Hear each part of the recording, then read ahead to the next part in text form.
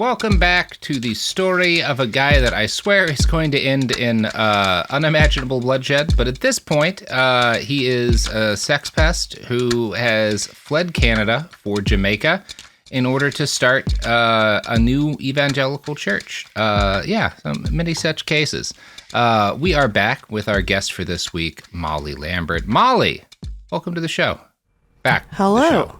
Yeah. How we feeling as we come back into part 2? I'm ready to see. Okay. You want to drop any plugs at the start here for your new podcast? Sure, yeah. I will have a podcast out later this year called Jenna World, Jenna Jameson, Vivid Video in the Valley, about the history of the porn industry in Los Angeles. And check it out when it comes out. Excellent. Well, that gets us back into part 2 and closes out our cold opening. Woohoo! So we're back. Woo-hoo. As I noted last episode, the bad Kevin Smith had founded KOS Deliverance International around the year 2000. And when he fled to Jamaica, violating the terms of his probation, he brought it with him. Now, that Canadian magazine, The Walrus, reported that he'd been going back and forth from Jamaica for a while at this point, so he had some sort of an established presence there at different evangelical churches. And once he was on the run, he established a permanent base of operations in downtown Montego Bay. He reconnected with a childhood friend there from Jamaica College named Charlton, who had remained in the country when Smith went off to Canada and had become a pastor himself in the area. Charlton served as a useful early source of connections while Kevin built up his flock. But he also had a sizable head start by the time he moved there full-time, thanks to his years of international work. Charlton later claimed that Smith told him early on he'd started ministering to Portia Simpson Miller, the prime minister, and he would also sometimes add vaguely that he talked to with other government officials. So he's from a very early state claiming to be ministering personally to high-level politicians in Jamaica and have a lot of connections in the local government.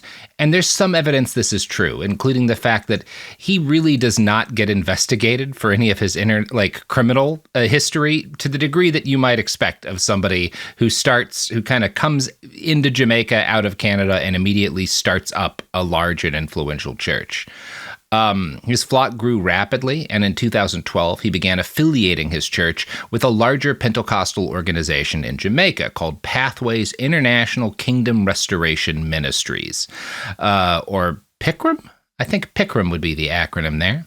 I like that. Yeah, there you go. It sounds like a Pokemon. It was not like a Pokemon, unless I've really lost the plot on that game over the last few years. One regular talking point in Kevin's sermons while he's in Jamaica is that he hadn't left Canada because he had committed sex crimes and had to flee because he didn't want to do probation. He had rejected Canada and his comfortable first world life there to return home to Jamaica because he was so loyal to the Jamaican people. Right? I like that he's like it's not you, it's me, Canada. Bye, Canada. Yeah, he's reframing it. You guys didn't get forced out of Los Angeles. You chose to go to Portland. Right. And he's choosing to go to Jamaica because he's so loyal to the Jamaican people, which is just also a really fucked up way of pretending you didn't sexually assault a guy. There's no non-fucked up way to do that. But I guess this is particularly fucked up. I'm going to play a clip from a revival that he did 6 or 7 years ago, where he talks about why he left Canada for Jamaica, both so you can, again, get an idea of the personal charisma, hear the reaction of the crowd when he talks about this stuff, because they're buying it. And also so you can hear, how he is framing why he wound up in Jamaica. Now, in this specific part of the sermon, he's discussing a conversation he had during a brief trip back to Canada with one of his Pentecostal mentors in Canada. So this is a Canadian guy asking, why are you going? Why'd you leave? Why'd you go to Jamaica? Right? That's the context of this part of the speech. Talk to me now. He said, what takes you over is that genuine Holy Ghost anointing. He said, the other people think they have to help God and go get powers. And that's why the church always splits and divides. But for 7 years, God has given you seed and your seed remains. All I see happening to your ministry is God adding more and more. He said, but let me teach you. Wait a second. Let me teach you. He said, don't you know Jamaica?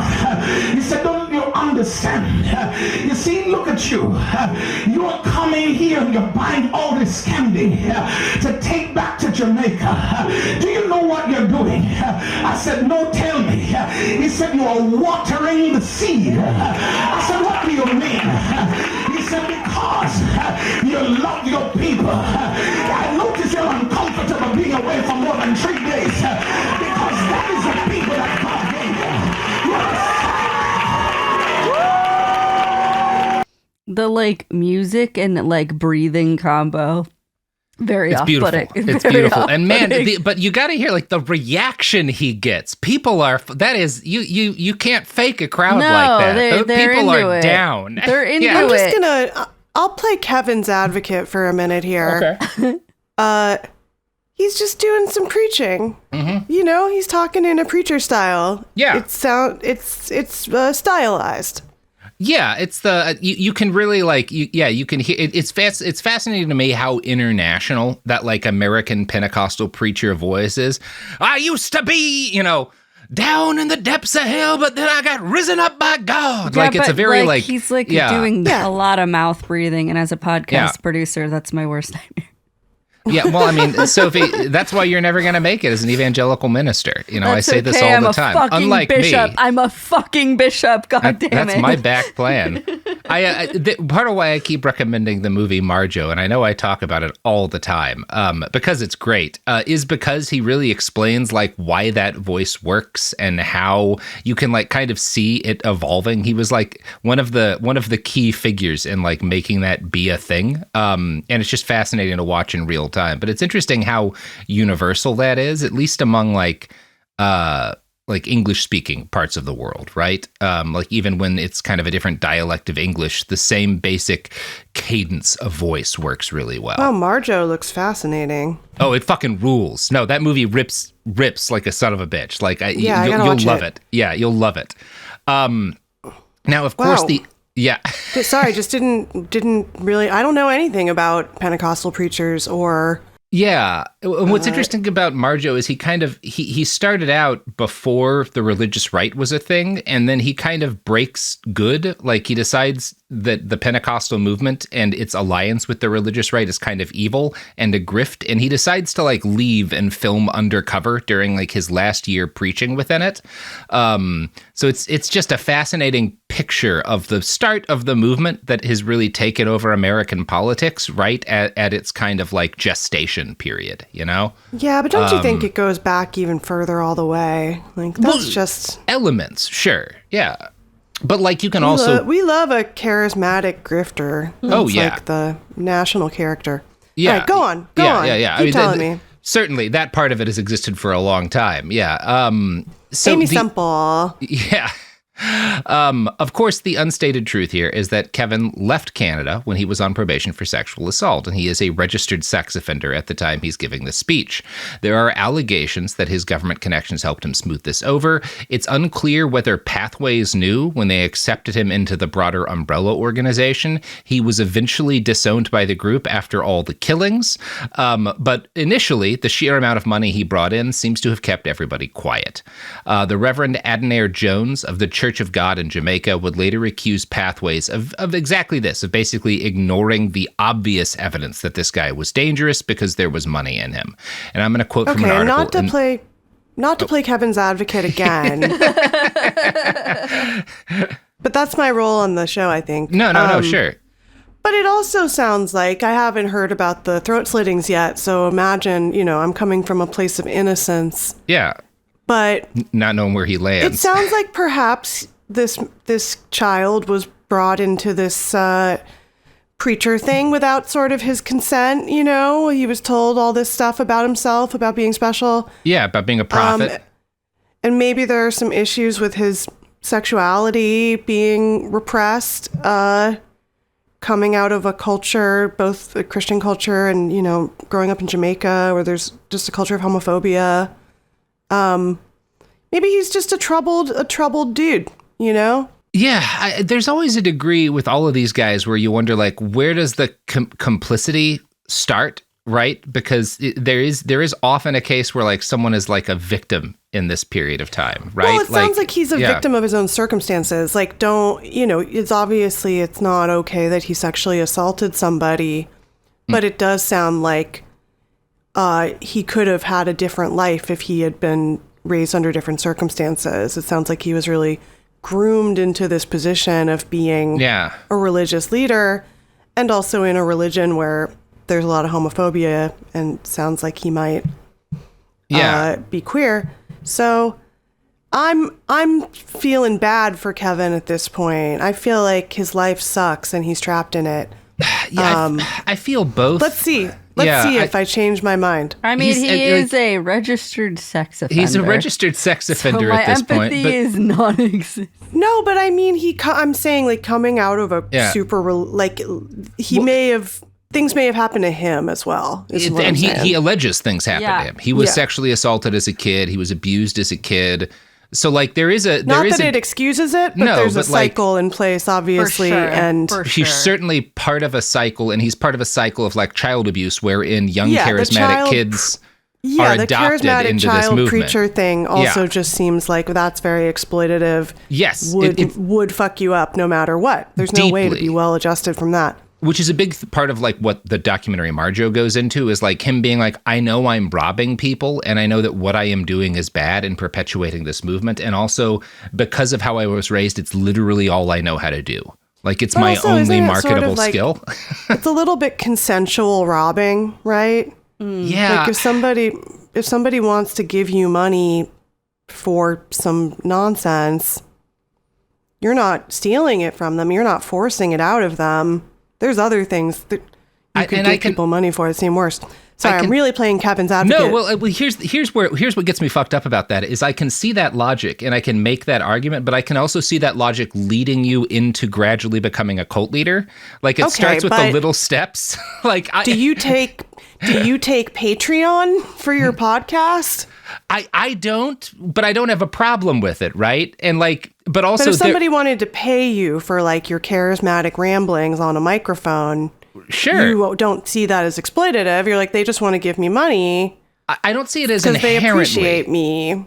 But I do see it as potentially, right? In that, because I've watched this happen, right? There are some cults where it starts out as like, okay, this is just a person who is like a content provider online. And then the like level of like adoration and fame and the weird parasocial relationships they take it in really abusive directions. We've all seen plenty of cases of like white men in media who wound up with like very aggressive, like aligned fan bases and went increasingly insane. It's not detached completely from this. Like we're talking about this kind of psychological like this like wheel in the case of like evangelical Christianity, but it's not detached from like celebrity culture, right? Like it's not really great for people, especially when they're really young. I think if this starts to happen to you when you're older, you can have more of like a defense against it. If you've got a family, if you've got friends, if you've got a good number of people who know you and have known you I think being famous makes everybody crazy. Yeah. I don't know that it matters when it happens. I think being a child, it's a form of abuse, and it is like making a child do any kind of job. Yeah. You know, any kind of work is like, no, kids shouldn't be working. Yeah. But it's kind of in the Michael Jackson family of things where it's like, oh, are we supposed to deny this child's incredible abilities that the world should be deprived of the greatest performer of all time? I was thinking about this the other day because there are kids with podcasts now, and I was like, that's just a bad idea. But I was also just like, oh, that's sad for them. They're making content. They should be like in a yard, like playing. Yeah. It's messy. And I don't know what the actual solution is here. What I'm saying is we're all complicit. Yeah. Let's agree on banning children from being advertised to. Can we at least start there? Yeah, we can start there. Maybe that'll start fixing some of the problems. For sure. And I don't know, maybe have a government agency dedicated entirely to watching the parents of child actors. Okay, but if you got like $1 million contract to advertise Galaxy Gas to 11-year-olds. Mm-hmm. Sure, You're saying absolutely. no? Get them hooked. Get them hooked. No. I think kids need to be doing way more drugs. Look. I mean, look at what they're getting up to. Have you seen this Minecraft movie shit? Like, it seems like if the kids were getting high, they'd be a lot healthier. No, don't do drugs, kids. Or do. Don't do Minecraft. Okay. Don't listen to me. Back to your. Back to the other to the Kevin story. Smith. Back to the other Kevin Smith. So yeah, the Reverend Adnair Jones of the Church of God in Jamaica would later accuse Pathways of basically ignoring the other Kevin Smith's criminal history and problematic history in order to make money. The Jamaica Gleaner writes, Jones said that congregations have been too accommodating of virtually anyone bearing a Bible who could deliver sound bites, using charisma and flair to flourish, as did Smith. And initially, KOS fits in with the rest of the Pentecostal churches in the country. Its website claimed, our divine mandate is to transform the people by the power of Jesus Christ, and stated that the mission of his church was to win souls to the kingdom of the Lord Jesus Christ and deliver the lives of people from the snares of darkness. Pretty standard stuff. However, while most pastors within Pathways-affiliated churches went by the title pastor, which is normal, Smith showed an early flair for the extreme. His website listed him as the president and founder of KOS Deliverance International, as well as chief special advisor of the King's Oracles. And he ordered his followers to refer to him in person as Excellency, His Excellency, or Your Grace. And I think we can see where problems are starting here now, right? Yeah. So it's unclear to me, number one, who the King's Oracles were. I have not come across an explanation of that title, so I don't know what that is exactly supposed to mean. It's also unclear to me when the prosperity gospel preachings got into Kevin's sermons, right? Is this something that he's really talking about before he lands in Jamaica? But during his first 5 or so years on the island, he becomes increasingly enmeshed in prosperity gospel preaching, which is a major part of kind of the charismatic Christian evangelical movement. The prosperity gospel started out in the United States. And the way this works, it basically, you're preaching that God works like a high-yield savings account or a really good 401k, right? If you put money into God, and by God, I mean the church that you go to and its pastor, by tithing regularly, giving the church a percentage of your income, and then handing out additional seed offerings on a weekly basis. And seed offerings, kind of the key is that it hurts, right? Every week you're supposed to give more money than you can afford to the church, right? And the promise is that if you do this, if you give all you can to the point where it like damages your financial stability, God will reward you with miraculous financial gifts. So again, it really is like a 401k that works on a much faster time period. If you give God more money than you can afford now, God will give you back many times that amount of money, at some point in the near future. That's like the literal premise upon which prosperity gospel is predicated. Now, it's probably worth taking another aside here to discuss prosperity gospel in more detail, since it is one of the root problems with American evangelical Christianity as a whole. The gist of it is that in the late 1800s in the U.S., there are two different strands of revivalist Christian thought that come together and they cross-pollinate. On one hand, you've got the holiness movement, who believes prayer works the same way the Force does in Star Wars, right? It allows people with sufficient faith to like heal the sick and do magic, because all illness and discomfort come from sin, right? So if the Holy Spirit is in you, you can wipe sin away from people, and it makes them able to either heal or even perform superhuman acts. Now, the holiness movement kind of opens the door to a really theatric church-going experience, which is a key aspect of revival culture. You're not just telling people they're healed, you have people play acting as healers and the sick, right? And this provides kind of an emotional and social outlet. People can come in barely able to move and then start jumping around and dancing, and they'll get this like huge surge of applause and this kind of like, it's a performance, right? So there's this two-way relationship between the performers and the people reacting to it that has this kind of catharsis in it. And there's a degree of forced cognitive dissonance here, as Associate Professor of Religion Jonathan Baer writes for 9marks.org. The key was to believe, pray and hold on to it, believe that it is yours, and act out the healing even if lying symptoms persist, right? So even if you know you're not cured, those symptoms because you've been cured are a lie, right? If you feel like you still have cancer, you have to just ignore that, because that's the devil trying to trick you into believing that you're still sick. So there's a lot of there's a lot of victim blamey stuff around illness in American culture, period. But this is one of the places in which it manifests, right? Is in this kind of movement. Now, there's still the holiness movement, kind of an underlying pillar of charismatic evangelism today, and it's why all of these churches are such fertile hunting grounds for guys like the other Kevin Smith. Now, the other movement that collides with the holiness movement in the late 1800s to create prosperity gospel is the New Thought movement. And the New Thought movement isn't an explicitly Christian movement. It's kind of a precursor to the self-help movement. It's related to Scientology. Dianetics is involved in this. And it's also the root of stuff like The Secret, right? And the basis of the New Thought movement is that you can radically alter your mind, body, and situation through purging negative thoughts and reinforcing positive ones, right? And kind of the main semi-secular figure we get out of the New Thought movement is Norman Vincent Peale, whose book The Power of Positive Thinking in the 50s and 60s is a big influence on young Donald Trump. And all this stuff kind of collides together and gives us the prosperity gospel, which is based on a merger of the two and starts to spread overseas in like the 80s and 90s, right, to a lot of countries that have exploding evangelical movements in the post-colonial era. And Jamaica, which has a lot of impoverished people who are desperate for hope that feels actionable, is a particularly fertile breeding ground for prosperity gospel to start taking over, right? And so it really does, and that's kind of what tills the soil for the church that Kevin is going to start here in the early 2000s. He begins hosting almost daily prayer sessions. I think they're 3 or 4 times a week, and those come with expected daily donations. So you're supposed to give a tithe of your income, and then you're supposed to pay every day, give a seed donation, and then he has one-on-one courses, right? He's still operating as a psychotherapist, so like you can pay him for therapy too.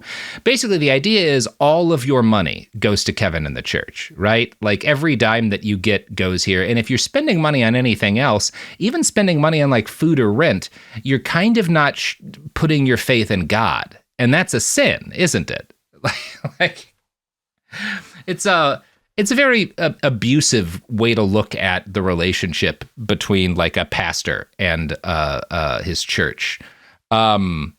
Speaking of abusive relationships, advertising. No. Yeah. No. Uh-huh. The shoe fits. And we're back. So, Kevin starts offering free and discounted services to the odd male member of the flock that he wants to get closer to. And there's allegations that he basically starts kind of, whenever a young man will come into the church, he'll start by offering that guy's family like benefits, free services, or breaks on, the money they're already spending on the church in order to get that young man closer to him, to make him his assistant, to have him work for the church. And there are some allegations that he basically starts operating a male harem through these kind of tactics, right? Pulling in young men this way. This is not something we have a lot of detail about, in part because in Jamaica, admitting that you were abused in this way, like there's a lot of consequences to it. Not that there's not in the United States, but it's hard to get people talking directly about this kind of relationship, right? It's not clear how much of this is like just psychological and how much of this is actual physical, sexual violence. But there are direct allegations that he used these kind of relationships to engage in what was at least adjacent to human trafficking. The Gleaner, a Jamaican investigative news site with very good reporting on Smith, and maybe the worst coded website I've ever used, which is not their fault. I know what budgets are like right now. It's just rough. They interviewed a former member of the church named Jevon. At age 17, Jevon was taken, that's his word, from his parents by Smith, and used as an errand boy for the church. Now, it's unclear to me, does Kevin force this guy's parents to give their kid up, or does he bribe them in some way? Or is it a situation where they just feel like, well, this guy's the prophet and we can't say no to him? Jevon claims that at the start, he sees Kevin as like a foster father, and he feels chosen, like he's maybe the prophet's adopted son, right? But this quickly gets disabused because Kevin takes advantage of this position of trust to have Jevon handle intensive, time-consuming tasks, like counting the money given at offerings every week, and do them for free. And this is not an easy or a small task because a lot of money is coming in, Per Jevon, there were 4 different types of offerings. You have the $100 offering that starts the service, the $1,000 seed offering, and then the regular offering, and then another offering where you make covenant with the word. So by the mid-aughts, some people are donating 4 times a day with services 3 times a week, Wednesday, Wow. Friday, and Sunday. And he makes like, there's also, again, these kind of one-on-one sessions where he's making money, sometimes up to like $350 for what's called a deliverance session, where he has like a one-on-one spiritual encounter with the person. And since Jevon's doing a lot of the counting of money here, he's able to give the gleaner an educated estimate for how much the church is pulling in.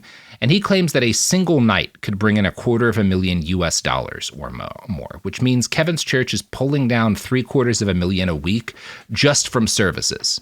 But he also offers up a bunch of side sessions, as noted earlier, which brings their estimated weekly income up to around $1 million. And just what we know objectively about the assets, the number of properties the church held, this is a pretty credible estimate for what they're So kind of much making, bringing in fucking at their money. height. Yeah, they're so making crazy. a ton of money.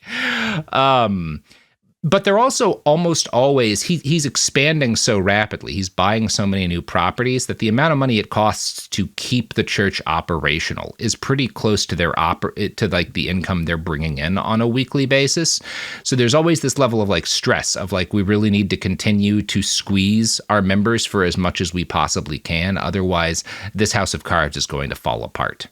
Now, the Jamaica Gleaner goes into more detail about the different grifts that Smith built into the foundation of his church. Quote, members of Pathways Christian Cathedral, as the church was sometimes called, were charged a fee of $500 for adults and $100 for children for the monthly miracle covenant seed for the church's ministerial upliftment. They also paid tithes, offering, covenant seed, or other special contributions as requested by Smith. Membership cards also came at a cost, with adults and children paying $500 and $100, respectively, while widows were charged $200. The more one gives, the more God gets happy, one church member told the Sunday Gleaner in defense of the numerous payments they would make. The leader would help a lot of people in need, but nobody's talking about that. And that is an aspect of this too, is like people are seeing there are actual community services that are being operated. Now, not to the extent of costing $1 million a week, but there's also enough that people can be like, well, the money's clearly going to a good cause, right? Members were expected to volunteer time to help, staff these different sort of community organizations, and also to show up at regular festivals for which they'd be expected to pay like $200 or $500 for a ticket. And while there is aid for parishioners, this is also often a grift. For example, Smith offered loans to members of the church at a 15% interest rate, which is not exactly charity, right? What We does can he want that with about all that. this money, though? Like, I don't understand. It's so much money. What is he doing with it? Well, he's building his empire, right? He's operating, as we'll talk about it, like he's operating businesses in the community now. He's trying to start like other churches, and he's like getting into real estate. You know, there's always places to spend this kind of money. Because now he's got so much money that he can't keep. He's putting it into real estate like they do. Well, and the other thing is that like there's bribes that have to be paid to local politicians. Like he talks about it as if he's like ministering to these guys, but there's always bribes to be paid, right? So that's not a 0% of the story here too. Jevon describes his own role within the church in unsparing terms. We were like slaves. I was not allowed to go around my parents or any relatives or friends outside of the church. And he works for both the church and for Smith's psychotherapist business, which is how a lot of these one-on-one sessions were marketed. He had to get permission if he wanted to do anything besides work, even to go get a haircut. He describes it, as essentially like he's in prison. KOS Ministries does open a food bank with some of the money that Kevin makes, and they establish a program to help poor students pay their school fees. They pool donations to help fund medical care for small children and elderly parishioners. And this is done in part because it's like a really good recruitment tool, right? Like this helps bring more people in, and he's also able to take in donations for himself and also take in donations to fund these different organizations. So it's not cutting as much into his bottom line. The primary appeal of the church is always Kevin's personal charisma. Per reporting in The Walrus, one former attendee, Charisse, happened to pass by the church one day and heard Smith's voice. That voice sounds powerful, she remembers thinking. She went inside. Charisse immediately felt that Smith wasn't a typical pastor. He insisted on being referred to as His Excellency. He spoke eagerly about the gospel of prosperity. Charisse and former members say Smith regularly brought up the fact that he was a Canadian citizen, a point of privilege he leveraged to suggest that he could help get others visas to work or study in Canada for a fee. Smith charged for consultations or prayers, attendance at workshops and other events. One event in 2013, a wealth transformation summit entitled Money Come to Me Now, promised explosive prophecies to help participants break the cycle of poverty forever. Wow. So you see, like, there's just a no end to the grifting. Like, he's doing every playbook, every single playbook.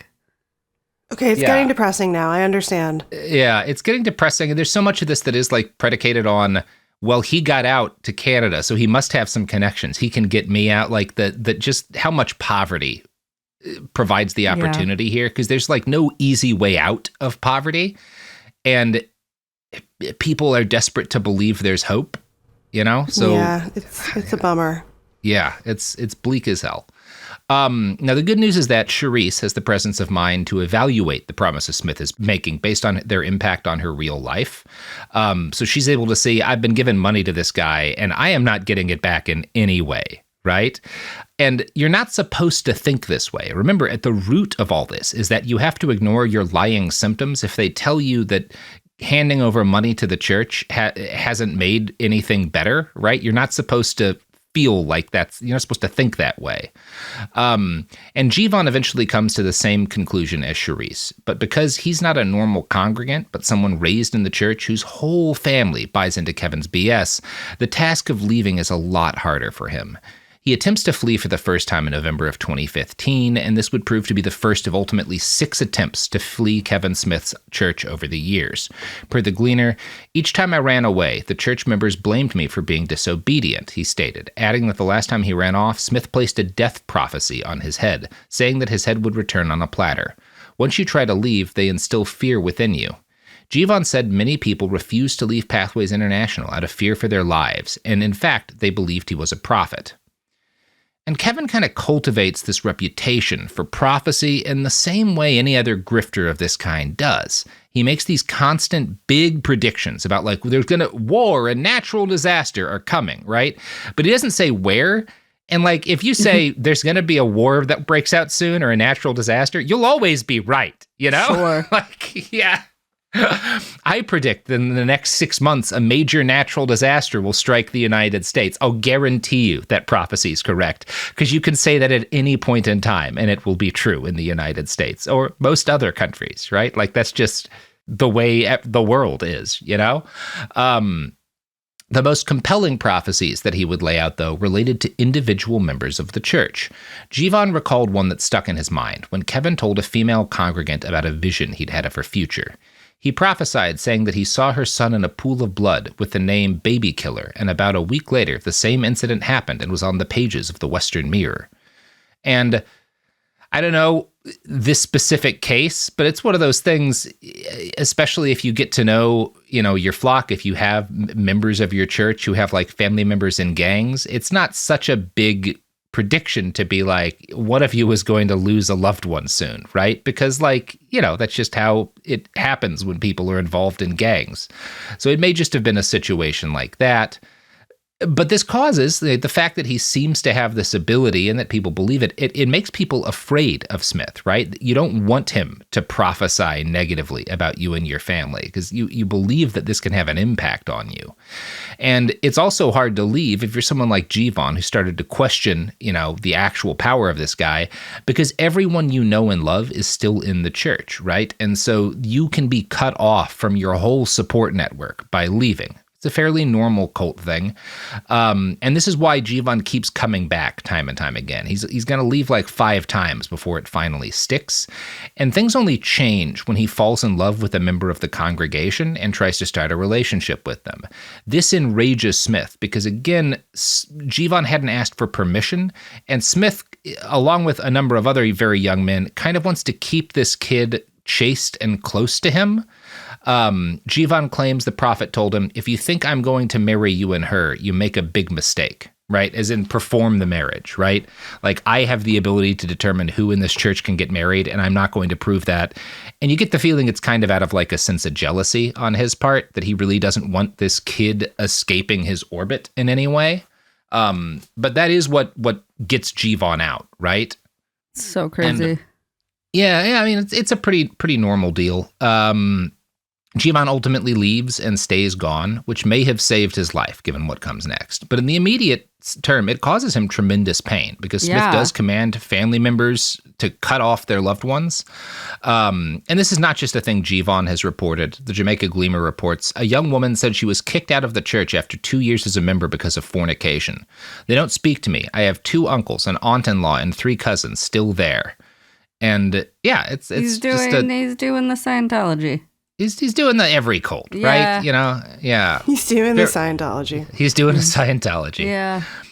In 2007, he's doing the L. Ron. You know, he's doing the L. Ron. He's not throwing people off of boats, making them search for gold, but he's got a lot of that playbook to him, right? Yeah, I mean, he's doing the child labor. Definitely that. The cutting off family members. The stealing everybody's hard-earned money. Mm-hmm. Yeah, he's got the holy trifecta of Yep. L-Ronning. He's L-Ronning. He's Hubbarding hard. It's bad. Now, one thing Hubbard would never have done that Smith does that I don't fully understand is in 2017, he returns to Canada and he hands himself over to the Toronto police. Why? It's unclear, but reading between the lines, I think he works out an arrangement with Canadian authorities using his Jamaican government contacts as an intermediary, right? Because he doesn't go to prison, and he basically gets set up in a situation where he pleads guilty on probation violations, but he's allowed to return to Jamaica and then travel internationally more easily. He's not like dealing with the fact that he's wanted in Canada anymore over the next 18 months, as long as Why finishes his Canada? Probation. Well, he does have to make a $500 donation to a rape crisis center. Okay. All good then. And they also require that he engage in sexual behavioral counseling, but only if he stays in Canada for longer than a month. So as long as he leaves Canada, never stays more than a week at a time, he doesn't have to do any counseling. None of this math adds up. Seriously. That's fucking despicably embarrassing, Canada. What are you doing? We're missing a part of, but again, it's definite that some of the money he brings in is bribing local politicians. And my suspicion is that those local politicians have connections in Canada, and there's a less direct kind of bribe. Sure, they're still fucking despicable. You know, there's ways to influence politicians in countries where that is looked at more, that are still effectively a bribe, where maybe you're getting invited to speak at an event at like a resort in Jamaica or something like that, or like a permit that you need because you've got some sort of business over there. It gets a little bit easier. I don't know exactly what's happening, but clearly something sketchy happens here, right? This kind of sweetheart deal, it just seems unlikely that it would be handed out otherwise. And but we don't exactly know why Canada agrees to let this guy off with just the slappest on the wrist of slaps on the wrist for a multi-year-long probation violation after a sex crime. He's Hubbarding. Yeah. He's blackmailing and paying off the government. Yeah. Although Hubbard would never have turned himself into the authorities. Absolutely not. He would fucking go out to sea. Not our LRH. Yeah, he would have set to sea. Yeah, that's that. But so the understanding here is that he's doing this so that he can travel easily. Yes, I think it's so that basically he gets there's holds and stuff on his documents. Yeah. Sure. And now he's allowed to travel easily as long as he periodically contacts his probation officer. Bad job, Canada. Yeah, not great work, Canada. Bad job, Canada. Bad job, Canada. Not the only time we've said that on this podcast, and not the last time. But you know who's not Canada? Well, we don't know that. Yeah, we don't know that. Yeah, we don't know. These sponsors may or may not be Canadian. There's no way to say. And we're back. So in April of 2018, Smith holds an elaborate public party for his 36th birthday, which I think also kind of doubles as a celebration of the fact that he's about to be done with his probation terms. Police escorted hundreds of his followers as they marched through the streets of Montego Bay, and he follows them in a silver stretch limousine. He goes on a spending spree, buying a large rural compound with stables and livestock, several luxury homes on the coast, sports cars, and several businesses. On the land, he begins constructing a new church called the Ark, which is meant to be self-sufficient and able to survive in the event of an apocalypse, right? So he's bought his compound, he's building a church called the Ark, and they're like growing food to try to get ready for the end of days. And so, things seem to be going well for the other Kevin Smith until 2020. Yeah. Now, if anyone listening is old enough to remember back then, a virus called COVID-19 started spreading through the global population. Governments around the world entered panicked lockdowns with very little understanding of what might actually happen or how long any of this was going to last. It is we all remember, right? Now, given the severity of the disease, it made total sense that you would lock down, but as you might recall, about a third of the population lost their minds over this, right? Like, people do not react well to this, and the other Kevin Smith is one of them. He seems to have fallen down a conspiracy rabbit hole himself, first by listening to and watching American COVID denialists online. So, again, we've got our part to play in this. He starts spending way too much time on YouTube while things are closed up, and that's not good for anybody. And based on the reading I've done, he really starts to go over the edge once the vaccine becomes a reality and governments around the world start talking about a mass rollout. Since he's got this big platform, he starts using both his church's social media and his actual pulpit to howl to the masses that the COVID vaccines have microchips in them, and, per the walrus, ingredients linked to the devil, which I love as a description of, like, vaccine. Ingredients linked to the devil, yeah. Yeah, they're linked to the devil. Like what? Like sulfur? Like what is linked to the devil? You put it in under a microscope and you see little devil heads. Yeah, little Satan faces. Little Satans, like little pitchforks. Yeah. I like that. I also just like the idea of, like, the devil is an international crime syndicate, and, like, you're like, yeah, Satan's fingerprints are all over this vaccine. We can see bits of him in here. Yeah. Got shooters everywhere. Yeah, that is something the devil's famous for. Famously, yeah, the devil has shooters. Yeah, absolutely. Now, he describes wearing masks and getting vaccinated as taking on the mark of the beast. And I think we've all heard a lot of rhetoric like this since COVID broke out, right? Like, I can remember when and this goes back before COVID, by the way, right? The idea of describing certain things that are just sort of like marks of modernity as taking on the mark of the beast.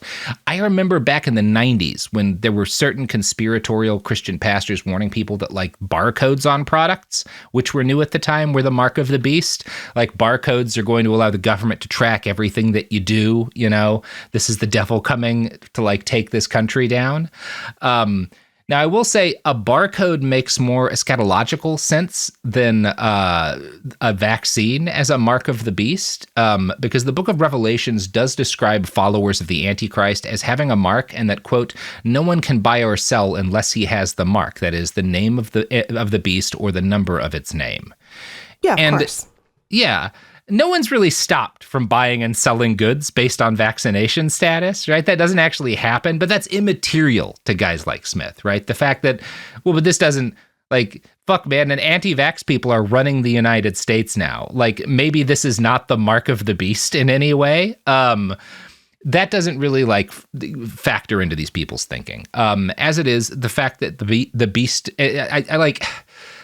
all of this, like, apocalypse narrative is very funny to me, just given the actual, like, text of the book of Revelation, right? Because the beast is not at all described as anything like what you hear in the kind of popular fiction that's often inspired by the book of Revelations. The beast in the actual book of Revelations has 10 horns and 6 heads with 10 crowns on its horns and blasphemous names on its heads. It's like a leopard, but its feet are like a bear's and its mouth was like a lion's mouth. I don't know what that has to do with the COVID-19 vaccine. You can twist that, I'm sure, into making it, but it just sounds cool. Some guy was tripping and described a rad monster, I've seen something like that on enough acid, and I'm sure it was someone on ergot poisoning who wrote the Book of Revelations, many such cases. Smith also described the vaccine as a plan for population control, which also doesn't really make sense with the mark of the beast thing, because the marked are followers of the beast, and if the mark kills them off, it's kind of the Antichrist shooting himself in the foot, right? Like, the Antichrist, like, why would you want to kill these people, right? You want them as your foot soldiers. None of his math adds up over and over. None of his math ever adds up. Yeah, it's crazy. Yeah. Now, the Walrus has done a deep dive into where a lot of Smith's, where he is online, what stuff he's sharing, and where his beliefs kind of come from. And a lot of it traces back to Glenn Beck, particularly his website, The Blaze, which is just the least surprising thing in the world. But it's so frustrating that motherfucker continues to have the kind of penetration that he has. Yeah. One of the stories that Smith shared that seems to have really radicalized him was the arrest of Canadian pastor Artur Pawlowski, who was fined in December of 2020 for failing to wear a mask while having an unpermitted anti-mask protest. Now, I wouldn't even call this a slap on the wrist, right? He gets fined for breaking COVID lockdowns and having a protest at the early stages of the pandemic. Barely a slap on the wrist. And in fact, just getting charged with this is a huge boon to this guy's career, because suddenly he's a victim of religious oppression, right? This guy goes from a nobody to one of the most famous pastors in the world, and other religious leaders like Kevin Smith start screaming that he's a victim of state repression. Pawlowski kind of decides to let this shit ride, and so he holds another rally in February of 2021, during which he carries a tiki torch, despite it being daylight, for reasons that have absolutely nothing with signaling his support to the fascists who used said torches to beat people in Charlottesville back in 2017, right? It's clearly nothing suspicious about the fact that this guy does a tiki torch rally during daylight in February of 2021. Nothing to do with that. Proving that he was the one trickiest of one-trick ponies, Artur has continued this grift up to the present day and has been locked in basically constant litigation as a result. Every time things will calm down, he'll try to commit some other public crime in order to get charges against him so that he can fundraise off of that. He has never been locked away or, disappeared by the state, which you might see as evidence that he's not in any way being persecuted, right? Nonetheless, this con works perfectly on guys like Smith. It either works on them or they see it as useful to share themselves, right? And when Smith first hears about Pawlowski's first charges, which result in nothing but a fine, he posts on Facebook, "This is abomination, persecution of the church in Canada. The world is watching and mouths are closed. We must know it's coming to Jamaica." Now, it absolutely was not. Jamaica is not gearing up for a crackdown on these people, and in fact, thanks in large part to Kevin Smith and other Kevin Smith and other anti-vax religious leaders, less than half of Jamaicans have been vaccinated against COVID-19 at any point, a significantly lower rate than most of their neighbors. By summer of 2021, though, Smith is totally pilled, and COVID-19 became the sole focus of most of his sermons.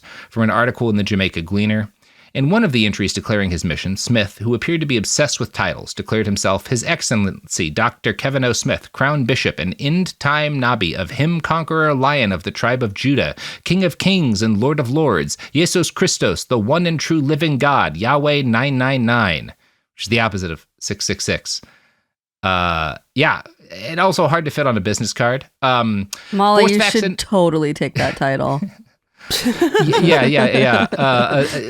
We need more King of Kings and Lord of Lords, and I think Yahweh 999 Lion of the Tribe of Judah. That's basically podcaster, a fucking. You can get that as like a license plate. Yeah, YHVH 999. Sounds good.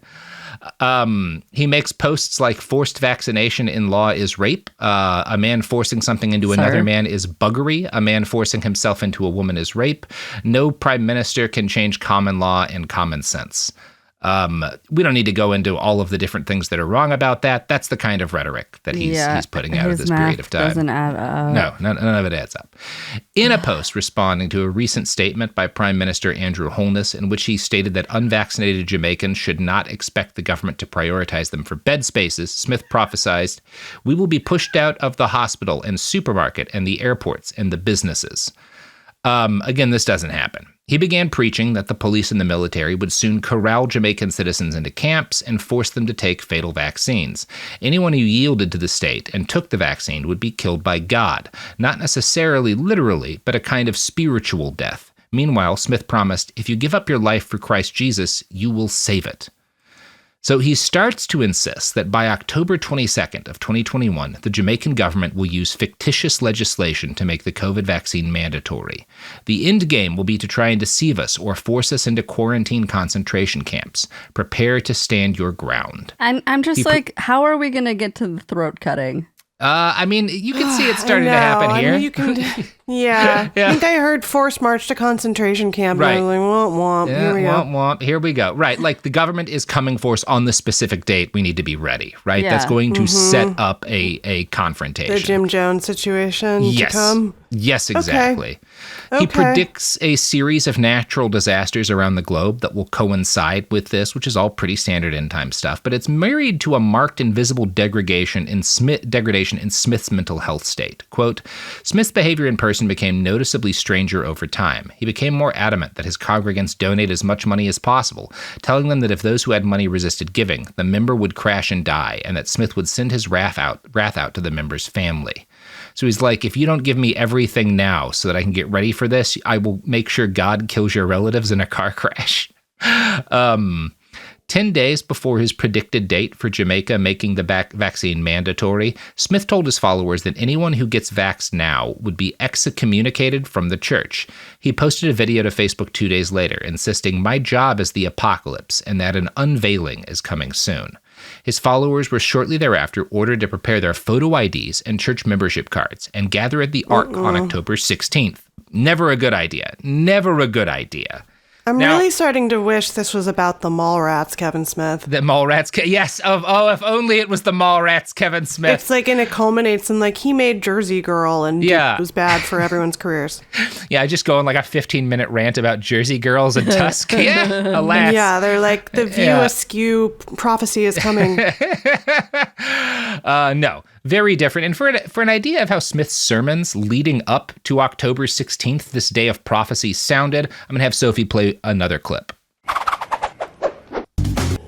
have been sent to this nation to declare from America, Canada, Europe, and the world, therefore the hour has come when your dead bodies will be burned in your houses, when your streets will be strewn with blood. Yeshua said, I come for the key of death. For death, I am the resurrection. I am the white blood cell.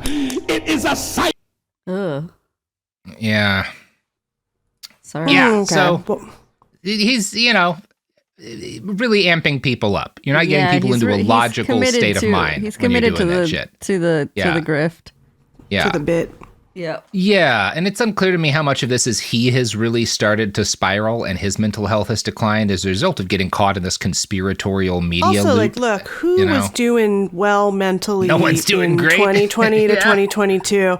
Yeah. Who was, like, functioning Who's doing good amazing? now? Nobody. Yeah, who's doing Nobody. good now? Right. So early on the 16th, members of Smith's church start showing up outside the Ark wearing all white. There's a sermon and service that follows that he's not conducting. He's got like lieutenants who are conducting the sermon and service, which goes on until around 1 a.m. the next morning, right? So they're doing like a marathon session. Smith's lieutenants manage the festivities up to this point, and he seems to have spent these hours, like where people are gathering and like this is going on, in a frenzy of social media posting, mostly to Facebook, where he ordered everyone to show up at the Ark without their cell phones, wearing white, saying, "The Ark is loading now. The flood is coming. Go now. Run." He tells everybody that the Ark is going to leave on the 18th, and in case there's any doubt about what that means, he posts that in order to be saved, everyone at the Ark has to participate in what he called a, quote, Roman Catholic sacrifice that will have no survivors. The cops don't get called as a result of this. Nobody's like, well, this guy's telling everyone to come and there's going to be a sacrifice at this Ark that no one lives through. Probably not worth caring about, right? Must just be some like religious bluster. Dozens and dozens of his congregants take this seriously enough that they spend more than a day in prayer. Smith doesn't show up until the 17th, and his first command is for everyone to throw out the canned goods that they'd brought, expecting to need food to survive the apocalypse. Then, confusingly, he ordered them to empty soda bottles and fill the soda bottles up with water. One member who showed up that day at the Ark was Michael Brown, who had been hospitalized for severe kidney issues and had forcibly discharged himself from the hospital after Smith had ordered everyone to show up at the church. We'll discuss Michael later, but this is a guy with a life-threatening kidney problem who, like, leaves his hospital bed where he needs to be to stay alive in order to be at this thing, because he considers it more important. Outside the church, Smith made congregants bow down on their knees before entering, giving them judgment, and writing their names in the Lamb's Book of Life, a biblical register of those chosen for salvation. The Walrus reports, as congregants entered the church, Smith wrote the names of each person in a book. When Tanika Gardner walked through the doors, Smith turned to her. "Is your blood clean?" he asked. "Do you believe that I am the resurrection and the life?" Gardner replied, "Yes." Smith then said that her blood had to be cleansed in order for her to be resurrected. "I will have to cut your throat," he told her. She allegedly again replied, "Yes." Oh, no. Again, I don't know. Does she believe this is literal? Does he talk? Does he kind of explaining that this is actually like, or is it just metaphorical? Do they really think? I don't know. So much of his rhetoric is like talking in terms that are apocalyptic and violent, but what you mean isn't literal up to this point. Maybe people are like, well, you can't possibly mean he's going to literally cut people's throats, right? That'd be nuts, you know? It's a spoiler. That is exactly what he means. So at this point, members are ordered to lay on the ground and throw away any cleaning or sanitation supplies, like antibacterial soap or wipes that they had on them. While this was going on, someone throws a wine bottle onto the floor, and Smith orders a follower to use one of the shards to slit the throat of a congregant who happened to be seated near where the bottle had landed. He told another male follower that, in order to be worthy of heaven, he would have to let one of Smith's lieutenants cut his throat with a knife. This guy got so far as to lay down in front of a dude who had like a knife when he realized, like, oh my God, this guy's going to actually cut my throat, and he fucking runs. He bounces. He's like, oh shit, you meant this? This isn't just some sort of a fucking thing we're doing? Oh, no. And Smith's follower with the knife, a guy named Plummer, chases both of these guys who, like, both of these guys flee the Ark at this point when they're like, oh fuck, we're actually going to get our, no. He chases both of them out and he stabs them both in the back, wounding both of these men. Meanwhile, Christ. Back inside the Ark, Smith finds Michael Brown, the man with kidney failure who had left the hospital on his orders, and the pastor told him, "You have to die, but you will rise again because I am the resurrection and the light." Now, this guy is still wheelchair bound and is still taking IV medications, and Smith pulls the tubes out of this man, causing him to bleed to death. While this is happening, he turns his attention next to Tanika Gardner, who had already agreed to have her throat cut earlier. Per the Walrus, Smith then handed a knife to a 17-year-old follower named Billy, who he instructed to cut Gardner's throat. But Billy hesitated, later saying that he remembered that one of the 10 Commandments states, "Thou shalt not kill." Smith's right-hand man, Andre Ruddock, stepped forward and at Smith's urging, allegedly cut Gardner's throat. She died shortly thereafter. Jesus Christ. So at this point, 2 people are dead inside the church, and 2 more have been stabbed outside. Some parishioners have gotten the fuck out, right? Other people flee when it becomes clear he's actually going to be killing us all. And they call the cops, right? Although I should also note, one of the people here is a police officer, one of the parishioners, and I don't think it's him who calls the cops, because he might have been down. It's unclear precisely who ordered what, but when the cops show up, members of Smith's church open fire. Some of them have guns, and the police start shooting back, and we get a little bit of a Waco situation on our hands here. Yeah. Plummer charges the cops with his still bloody knife and is shot and killed by the police, who themselves have to call for backup from the military because they're just not prepared to deal with this whole situation. The church crowd is fully split at this point. A lot of people have fled in sheer terror, but a number of them charge the police. Billy, who'd cut Tanaka's throat, also gets shot in the chest trying to rush the cops, but he ultimately survives. Smith is eventually arrested, along with one of his higher-ranking lieutenants, and the police begin searching his properties to try and figure out, like, what the fuck happened here, right? From the perspective of the cops, think of how wild this is. You know about this church. It's a normal, like, evangelical church, and then one day you show up, and there's people with their throat slit and, like, stabbed out in front, and you show up, and people start shooting at you and charging you with machetes, and you're like, oh my God, what the fuck is happening here? It's just like completely disorienting to everybody. So less than 2 weeks after this goes down, Smith is in custody and incarcerated. And while he's being driven to Kingston with police escorts, the officers driving him take a detour that lengthens the drive. And then his vehicle crashes into 2 oncoming vehicles. Smith dies at the scene along with a 26-year-old officer in the car with him, and 2 other officers are badly injured. There is a lot of immediate speculation like, oh, okay, so he was murdered. This is a setup because of what he knew or whatever. Like something shady has gone down here. A post-mortem revealed that Smith had basically taken off, like grabbed the driver's shoulder and pulled him to cause the accident. Yeah. That's the official story. I don't know. Like there's some weird stuff here. Although if the state orchestrated this, they also got a cop killed with him. But I don't know. I don't know what happened. I don't necessarily need to believe that anything sketchy happened. But this guy, like, probably a lot of people who don't want him testifying also because of some of the shit that he's done. So it's not like inherently weird to be like, well, maybe something went on here. I don't know. But yeah. That's the story of the other Kevin Smith. Fuck me. Wow. Yeah, that escalated quickly, huh? That really got out of hand fast. Yeah. I had to grab Truman at the end because I was like, this is bad. I need a dog. Yeah, this is like fucked up and then like right to throat cutting quickly. Making the guy in the wheelchair bleed out and then trying to get a 17-year-old to slit a woman's throat. It's bad. Yeah. Yeah, wow. And you really feel for like G-Von, who has to be thinking this whole time like... what happened to all the fucking money is my question. Yeah, I mean, that's an interesting question. Obviously, a lot of it gets bribed out. They do find he has a property listed for like $330,000 after he dies. There's a number of other properties, like several $1 million in real estate that get auctioned off, but it looks like based on the cost of maintaining everything was not all that far from what was coming in. So there may be a degree that like maybe as he had gotten crazier and more focused on anti-COVID shit, right? It's possible that like maybe there was a decline in the number of members and the amount of money that they had, and he was losing the ability to like fund what he was doing, right? So maybe time for the big grift, I guess. Yeah. Time for a swan song, perhaps. Yeah. Wow. Yeah. Well. Yeah. That ruined my day. Thanks. Yep. Yeah. Thanks. Great. Mm-hmm. Have a wonderful weekend, I guess. Have a great time, everybody. Yeah. Maybe I don't know. Like all of this is so downstream from like what happened to everyone during COVID. Yeah.